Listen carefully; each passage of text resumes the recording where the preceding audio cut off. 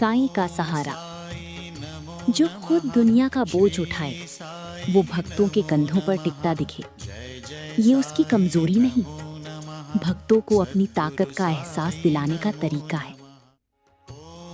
चावड़ी की ओर जाते हुए बाबा की वो पुरानी काली सफेद तस्वीर, जहां महालसापति छाता पकड़े खड़े हैं और बाबा अपने भक्तों का सहारा लेते हुए चलते दिखाई देते हैं।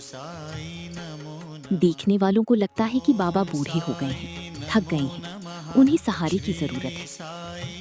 लेकिन सच तो ये है कि सहारा बाबा को नहीं, उन तीनों भक्तों को चाहिए था। क्योंकि जो पूरी सृष्टि का भार अपने भीतर संभाले हुए हैं, वो कैसे कमजोर हो सकते हैं। बाबा तो वही शक्ति है जिससे हर इंसान को जीने की ताकत मिलती है। उन्हीं से उम्मीद की रोशनी मिलती है, उन्हीं से टूटे हुए दिलों को फिर जीने की वजह मिलती है। वो स्त्री भी बचपन से साईं की भक्त थी। उसकी सुबह बाबा के नाम से शुरू होती थी और रात उनकी याद में खत्म। लेकिन किशोरावस्था में वो गलत रास्तों पर भटक गई। धीरे धीरे साईं से उसका रिश्ता टूट गया और शायद वही उसके जीवन का सबसे अंधेरा दौर था। शादी के बाद ससुराल में उसे अपमान मिला, ताने मिले, दर्द मिला। उसकी विश्वास का मजाक उड़ाया गया, उसकी साईं को झूठा कहा गया। दिन रात की यातनाओं ने उसे इतना तोड़ दिया कि एक दिन उसने अपनी जिंदगी खत्म करने का फैसला कर लिया। लेकिन तभी जैसे अंधेरी कमरे में अचानक दीपक जल उठी, वैसे ही उसके जीवन में फिर से साईं लौट आए।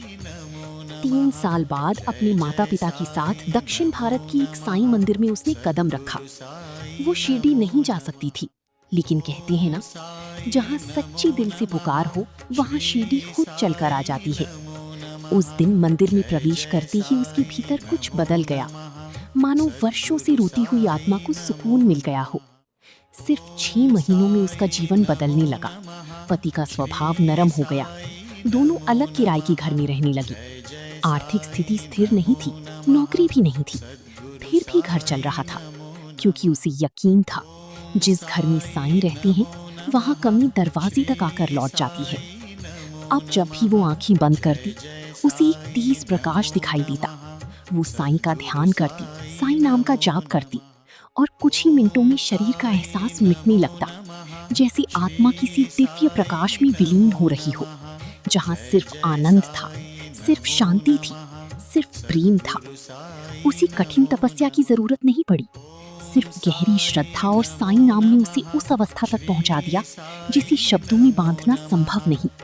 कई बार उसका मन नहीं करता था कि वो उस ध्यान से बाहर आए, लेकिन फिर उसे अपने छोटे बच्चों का चेहरा याद आता, एक माँ होने का कर्तव्य याद आता, और वो मुस्कुराकर वापस इस संसार में लौट आती, क्योंकि उसे पता था अभी उसका किरदार बाकी है।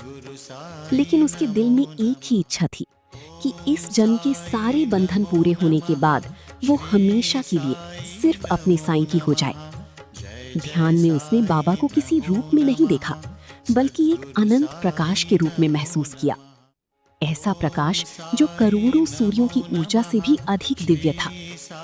वही सत्य है, वही ज्ञान है, वही अनंत आनंद है। सत चित आनंद। उसे उस दिव्य शक्ति की सिर्फ एक झलक मिली थी और उसी ने उसकी पूरी जिंदगी बदल दी।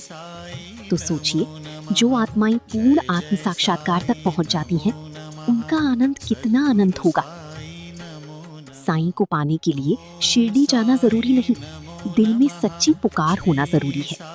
क्योंकि जब भक्त टूटने लगता है, तब साईं खुद उसका हाथ पकड़ लेते हैं। ओम साईं राम।